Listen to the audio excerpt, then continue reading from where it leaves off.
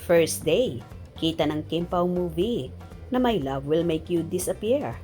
Inokray ng fans ng Kat Den sa movie na Hello Love Again.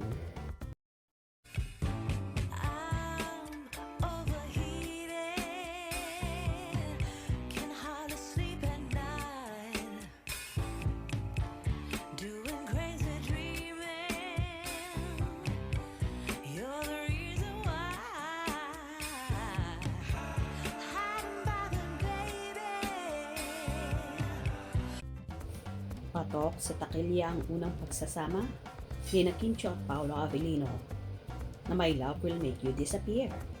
Kumita ng 12 million pesos ang pelikula ng Star Cinema sa unang araw nito. Ang pelikula ng Kim Pao ngayon ang may pinakamalakas na opening day nakita sa takilya ngayong 2025 kung saan pinapalabas ito sa 380 na sinihan sa buong bansa. Trending din at usap-usapan sa social media, lalo na sa X, ang nangyaring premiere night nito at humamig din ng magagandang reaksyon. Sa unang araw, sinorpresa nga ni Kim at Paolo ang kanilang fans sa pag-ikot nila sa black screenings at para na rin magpasalamat sa kanilang mga fans. Kinumpirma kamakailan ng Star Cinema na magkakaroon din ng 224 black screening ang pelikula mula sa iba't ibang parte ng bansa, pati North America, Middle East at Asia.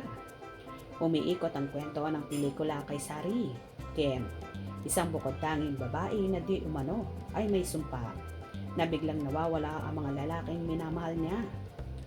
Makikilala niya ang heartbroken na si Jolo, Paolo, ang bagong landlord ng tinitirhan niya na Tahanan Homes. Matapos malaman ang tungkol sa sumpa ni Sari, susubukan niyang paibigin ito para takasan ang kanyang mga problema at tuluyan na siyang mawala. Ang pelikula ay sa ilalim ng direksyon ni Chad Vidanes.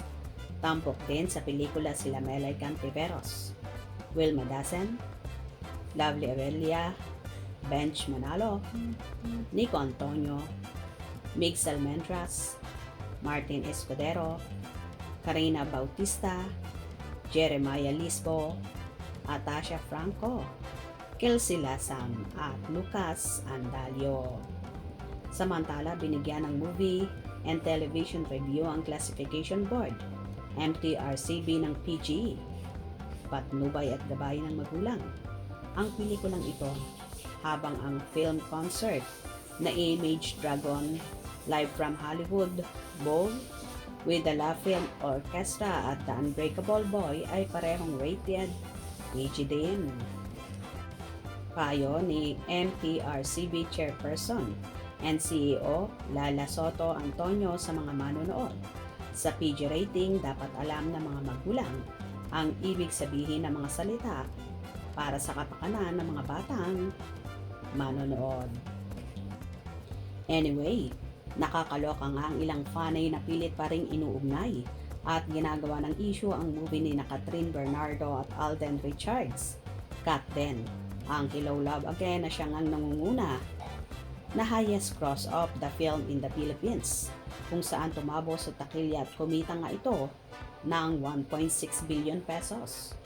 Ayon sa naging post ng fans na ito, Hello Love Again, kahit ulit-ulitin nyo, hindi nyo mahihigitan ang kinita ng Hello Love Again. First day, 85 million pesos. Pressure to Star Cinema. Need nilang patunayan na Hello Love Again na mas mataas kitain ito. Mahirap tapatan ang Hello Love Again, 85 millions in first day. But, congrats pa rin.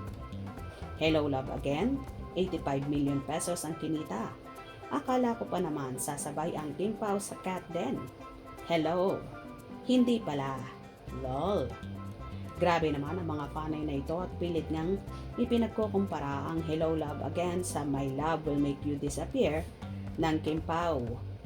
Anyway, naniniwala naman ang marami na hindi man matapatan or malalampasan ng Kim Pao movie ang Hello Love Again ng Kat Den ay tatabo pa rin naman ito sa takilya.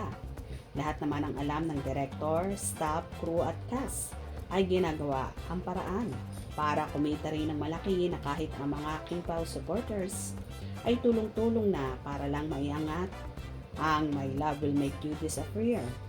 First King Pao movie ever. Huwag tayo mag-alala, nag-uumpisa pa lang naman ang King Pao. Abangan na lang natin ang ending. Malay naman natin malampasan pa nila ang 1.6 billion pesos na kinita ng Cat 10 movie.